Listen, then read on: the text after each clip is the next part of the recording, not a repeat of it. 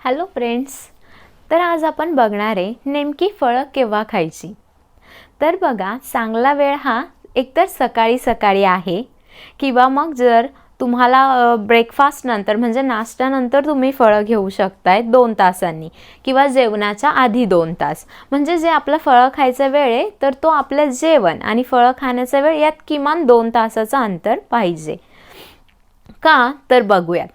बघा, जेव्हा आपण जेवणासोबत फळं खातो तेव्हा काय होतं की आपलं जे जेवण आहे ते जेवण डायजेस्ट व्हायला वेळ लागतो आणि फळं आहेत ते लवकर डायजेस्ट होतात आणि यामुळे काय होतं की ते फळं डायजेस्ट होऊन ते तिथेच राहतात आणि मग त्यामुळे त्यांचं फर्मेंटेशन होतं. यामुळे मग असं काही लोक म्हणतात की फळं खाल्ले की त्यांना त्रास होतो.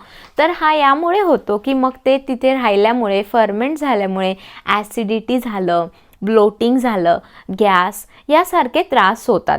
तर मग काय करायचं आहे की तुम्हाला जेवताना फळं खाणं अवॉइड करायचे.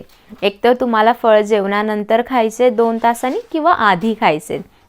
आणि बघा, एक चूक आपल्याकडनं होते ती म्हणजे काय की जर आपण वर्किंग आहोत, ऑफिसला जातोय, तर आपल्याला सवय असते की ही फ्रूट्स वगैरे आपण कट करून घरून घेऊन जातो.